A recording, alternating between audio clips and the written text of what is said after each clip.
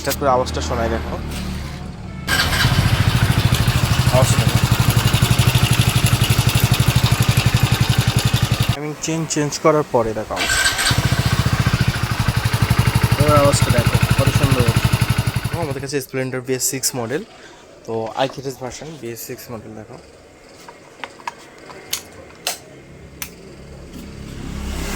তো গাড়িটার ইঞ্জিনে আওয়াজ এত খারাপ হয়ে গেছে, তো তার জন্যই আমাদের কাছে গাড়িটা এসছে আর বললেসটা বদলানোর জন্য। তারপরে স্টার্ট করে আওয়াজটা শোনায়, দেখো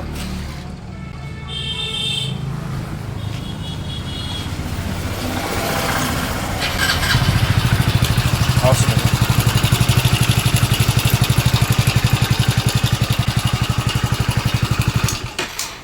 তো এই আওয়াজটা এত পরিমাণে খারাপ হয়ে গেছে, স্প্লেন্ডার আওয়াজ শুনতে কত সুন্দর তোমরা অবশ্যই জানো। তো আওয়াজটা ঠিক করতে গেলে আমাদের এই মুহূর্তে কী করতে হবে, টাইমিং চেনটার কিটটা কিন্তু টোটালি ফেলে দিতে হবে, ঠিক আছে। টাইমিং চেনের কিট ফেলে দেবো, তারপরে কিন্তু গাড়ি একদম আওয়াজ একদম আগের মতো সাউন্ড হবে। চলো টাইমিং চেনটা চেঞ্জ করে দেখা যাক। টাইমিং চেনটার প্রাইসটা আমরা দেখাই, টাইমিং চেনের মধ্যে কী কী আছে সেটাও দেখাবো। এটা হচ্ছে original timing chain kit.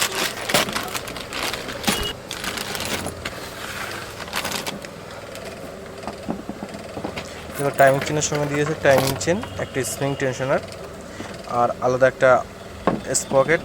Total সবগুলো স্পকেট দিয়েছে। আর যেটা হচ্ছে টাইমিং চেন কিটের ভিতরে এই পুশ রডটা থাকে না, তো পুশ রডটাও আমরা কিন্তু আলাদা নিয়েছি হিরো অরিজিনালি, যেটা টাইমিং চেন কিটের সঙ্গে দেয় না, তো আলাদা কিনতে হচ্ছে। এই সেটটাও গাড়িতে লাগিয়ে ফেলে কিন্তু পুরো আওয়াজটা আগের মতো হয়ে যাবে। টাইমিং চেঞ্জ করার পরে দেখো আওয়াজটা দেখো কত সুন্দর।